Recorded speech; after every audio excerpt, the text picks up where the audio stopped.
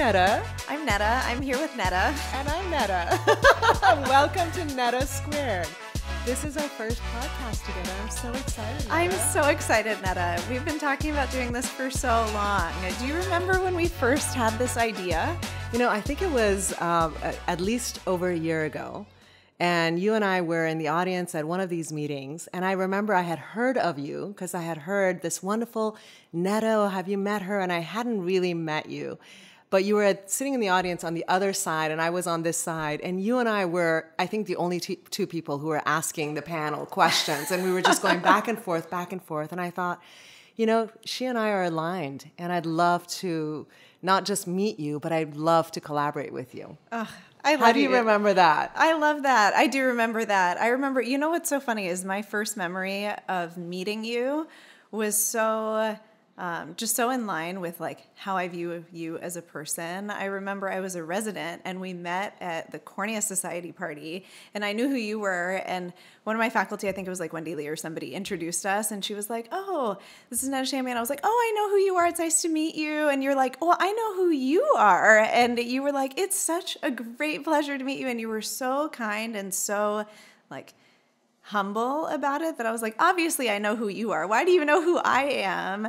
It was really wonderful. Yeah. You were a superstar before you even finished your training. Everyone was talking about you, and it's no wonder. I mean, you have really made a huge impact in our field, and I'm just so giddy proud to be sitting here across from you and working with you. And I think we're going to have a lot of fun with this podcast. You and I can't stop talking when we get together, and this is a good outlet for us. Yeah. And I think we're aligned, but at the same time, we have had different paths. We're from different generations, as much as I don't want to admit that. But I think we can bring a lot to the table, and I'm excited to work with you on this because we're going to have guests. We're going to talk about everything that has to do with ophthalmology and beyond. And I know I'm going to be inspired by you as I am outside of this podcast, but I'm excited for us to collaborate on this. I'm super excited to work with you too. Honestly, one of the memories I have was at the Cedars Aspens mentorship panel that you were on when we were at ACOS, which is, I think, the meeting that we first like really met and got to know each other. And I knew we had similar practice styles and similar, refractive practices, high touch, high patient experience practices. But I remember you saying that your brand is authenticity. And I was like, oh, that really resonated with me because I feel like one of the things that's really important to me is when I show up and talk to people at meetings or just anywhere in life, it's really important to me to get to dive deep and know people like on a personal level.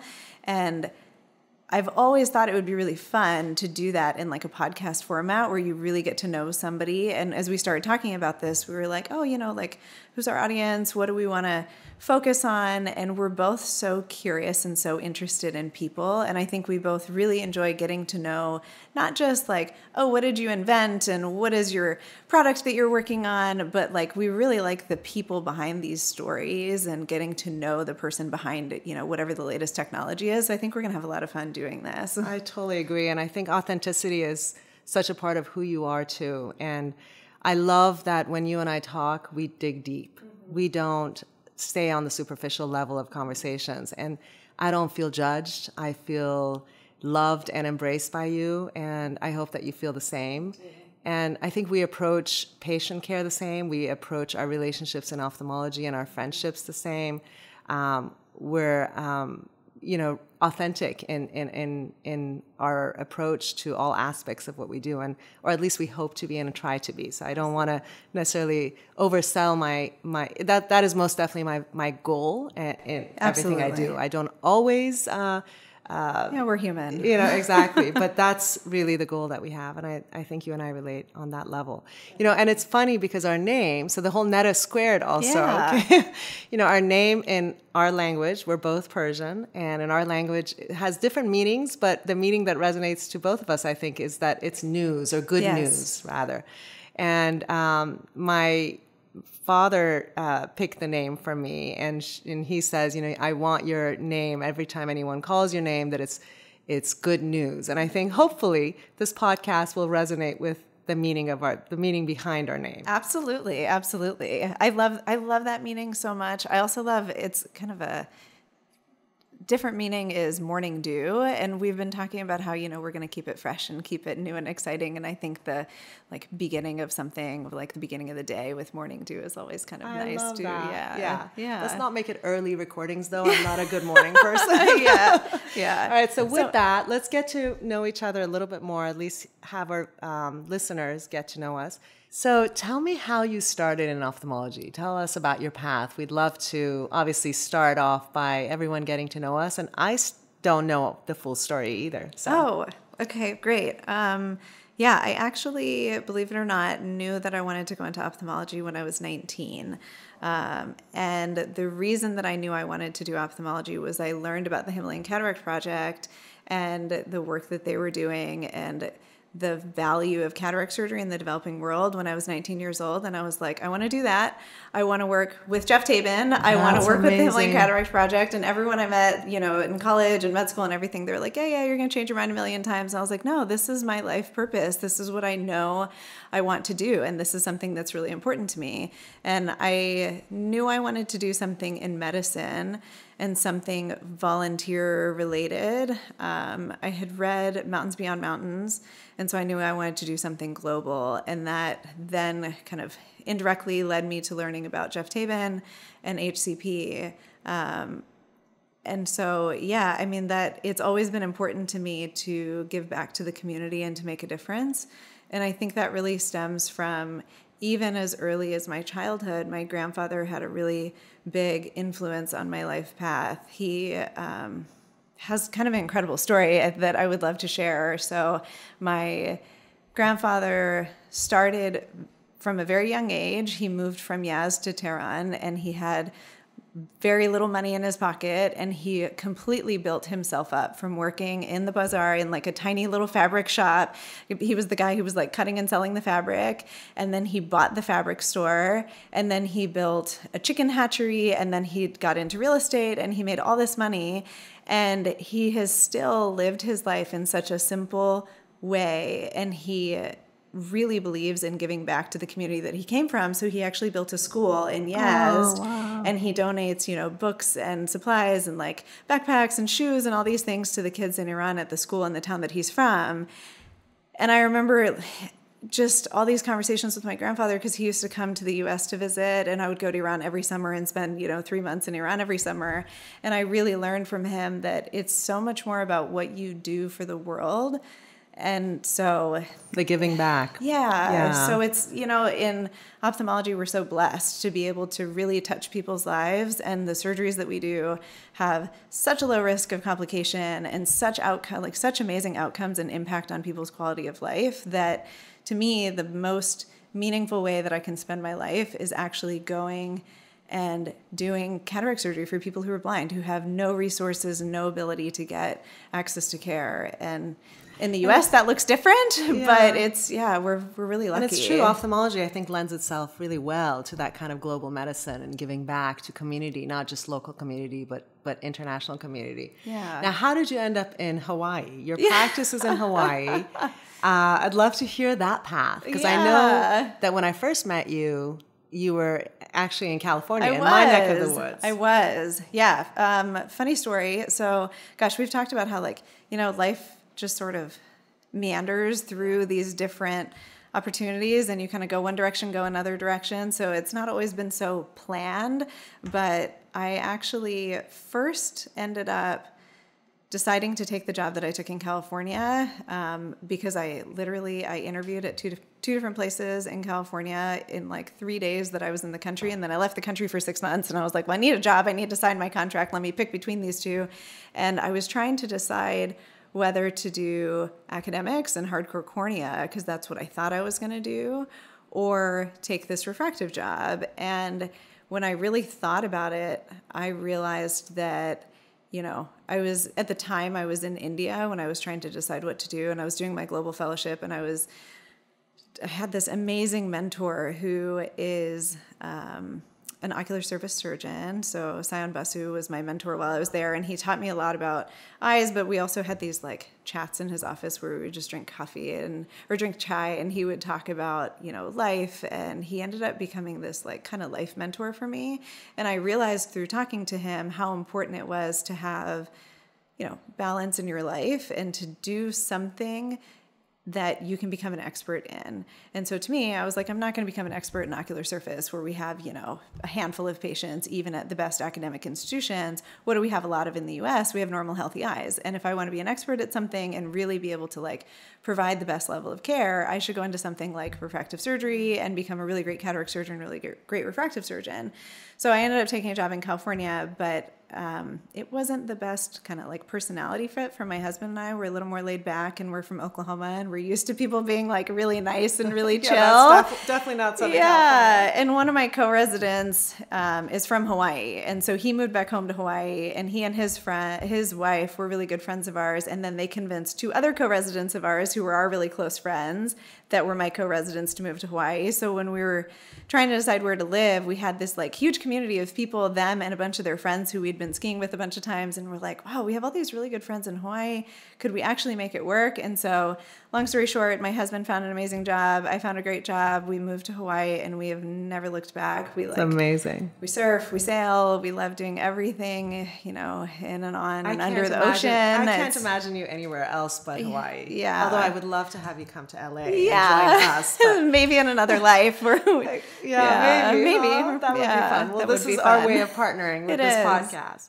Wow, Neda, it's been really amazing listening to your incredible life path that I know has had some twists and turns that have led you to where you are now. Do you think you could tell us a little bit about how you ended up in ophthalmology and how you ended up here where you are now? You and I talked about this yesterday, and how there's different approaches to reaching, I guess, your goal. We'll do a podcast on finding your dream job. Oh, yeah. But I shared with you how, looking back on my life, and I've been now in practice for 20 years, I was never like really goal oriented. I went with the flow. And my husband and I are quite a contrast. He was similar to you. Like when he was very young, he knew medicine was his path, and he was very, very goal oriented. And he kind of set his path towards exactly where he is now. And for better or worse, I was very different. I kind of went with the flow, and I went with the best opportunity available to me at the time. And in a way, it's kind of set me to my dream job and to a place where I'm really, really happy. But when I look back, and then, having kids now who are teens, and, one who just turned 20, I can't believe it, guiding them, you have to go with what sits right for you. For me, my path in medicine, I try to resist medicine because my entire network, my family, they're all doctors. And I was very artistic growing up, and I thought I want to go down the path of kind of the art world, and I wanted to be an artist or a photographer, or at one point I wanted to be a dancer. And so I thought, architecture was something I landed on. And then I met my husband when I was 19. So around the time, I think 19 must be that age. Yeah. 19 must be the age where you start kind of deciding what your path is. I met my husband at 19, and he kind of talked some sense in me because he saw my strengths were in interacting with with people, and I loved that kind of helping people. I was volunteering in the hospital. I was doing everything that someone who's a pre-medical path was doing, and yet I was focused on architecture. And he's like, come on, like, be real. We know what you're really destined to be. And he kind of convinced me to really rethink my path. And I realized that architecture path was, in a way, for me to try to kind of make it my path my own. And because, again, my family and everyone in my family was in medicine. And so, I guess I have to admit that I rerouted to medicine, and I haven't looked back. I mean, I loved it. But even in medicine, I was not destined to be an ophthalmologist. I was so set on wanting to be a cardiologist. I wanted to be an interventional cardiologist. I loved how the heart, is such a center of the body, and I wanted to be a holistic doctor who took care of the whole of the body, and I thought cardiology and interventional cardiology. Wow. You need either cardiologist or a neurosurgeon, the brain and the heart, right? And so anyhow, I was on that path, and then I chose ophthalmology on a total whim. It was one night, my second year of residency in internal medicine, and I was in the ER admitting my 20th patient and feeling like, my God, is this the life that I want for myself? And right at that moment, I overheard the ophthalmology resident at UCLA talking to her mom on the phone saying, I'm going to quit. I'm feeling really horrible. Like, I don't want to do this, but I feel horrible because who's going to replace me when I leave this spot empty? And I have to admit that I had not thought about ophthalmology until that moment. Whereas many people had said, you should think about ophthalmology, it's such a great field, but I hadn't even done a rotation in ophthalmology in medical school. And so I hear this, and when you're young, you're a little stupid, you're a little, you think, you see signs and everything. Oh, yeah. So I thought, that's a sign, because right at the moment that I was really doubting my path, someone landed this opportunity in my lap, and I said, maybe that's a sign that I need to pursue this. Sounds like a sign to me. Exactly. Yeah, it's so serendipitous that she was sitting right there. It was really interesting. Now, having said that, she ended up not quitting, but it got me on the path. And, I then sought other opportunities, and UC Irvine had a resident who dropped out that year. Must have not been a good year for ophthalmology. And I called UC Irvine. Peter McDonald was the chair at the time, and they said, "Sorry, we've had enough applicants for this one spot. We're closing the application process." I got in my car, had my CV, my everything, and I drove to UC Irvine. I drove an hour and a half there, and I got there right after Peter McDonald had left, but the cleaning crew was still cleaning his office, and so I slipped my CV under the door. This is 20-some years ago, more than that. And he called me the next day. And he says, "I want to meet this woman who had the gall to come all the way here, put her CV under the door." And it was one of those things where I've told the story to my kids a lot. Like, you just, sometimes if you really want something, you can't take no for an answer. Absolutely. And you got to go after it. And I haven't looked back. I love that story. And, my path, and we'll talk about how I've ended up where I am. As you know, I've done academics, I've done private, and I definitely think we should do a podcast on, private versus academic, hardcore cornea, or, real intense type of practices versus doing refractive, all those things you and I can really dive deep into. I have so many questions for you, so many things that I want to know about your path. That's such a great story. I love the image of you going and knowing exactly what you want and fighting for it, even after the applications, were closed. That it's lucky for ophthalmology that he decided to take a look and take you. Well, thank you. And there is a Rumi quote that I love, and you and I have shared Rumi quotes together. Rumi is a Persian, for those of you who don't know, he's an ancient Persian poet. And my favorite quote of his is, "Live life as though it's rigged in your favor." And I think, challenges, we all face challenges in our lives, but if you see opportunity in those challenges, then you can grow from them. And I think there's a lot of opportunity for you and I to talk about values that have come out of challenges we faced and lessons we've learned through our lives. So Neda, I know you said 19-year-old you thought about being an architect, and you're an amazing ophthalmologist, but what if you had decided not to be an ophthalmologist? If today you could decide to be something else and you couldn't choose ophthalmologist, what would you be? That's a great question. I think today I would choose to be a photographer, and, removing all the other obligations I have in my life, but a photographer and travel the world and do photojournalism. I would love to do that. Oh, that sounds Architecture fun. is still on my mind, and design and such, but I do love what I do now. And I think I can turn my other, alternative desires into hobbies later on. Definitely. But yes. How about you? What would you be if you weren't an ophthalmologist? Yeah. So like you, I'm like, gosh, I almost can't imagine being anything else because I love it so much. But I would love to be a yoga teacher, because I feel like yoga has brought me so much peace and joy in life, and to be able to share that with other people would be really, really special. I think it would be a lot of fun. But yeah, like you, I'm like, Share I've done that a with little, us. Share yeah, that. Be a yoga teacher to ophthalmology Oh meetings. my gosh, yeah. That. It's so funny. We were in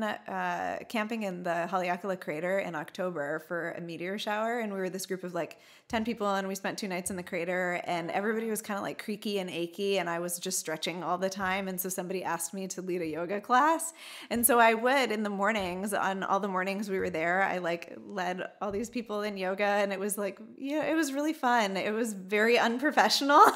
Well, we should have a Neda Squared sponsored yoga session at every meeting. That would be really fun. I won't be teaching. I'll be creaking in the back when you're teaching. But yeah, that's amazing. I could totally see you do that. Oh, thanks. I love that. Yeah. I'll be the first one in the first row. Oh, that sounds great. I would love that. You're so encouraging. Anything that we do with you smiling back at me will be even better. Oh, love you so much. Love you too.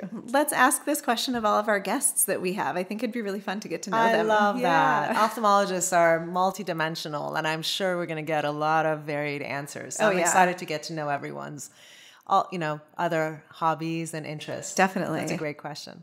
This is the start of a little teaser on who we are and what we can talk about.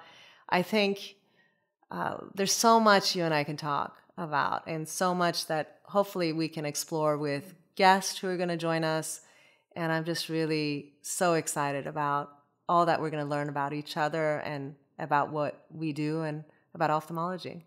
So with that, shall we end this first episode? Any other thoughts? Great. No, I love it. That's great. I feel like I know you a little better. Hopefully our listeners know both of us a little bit better now.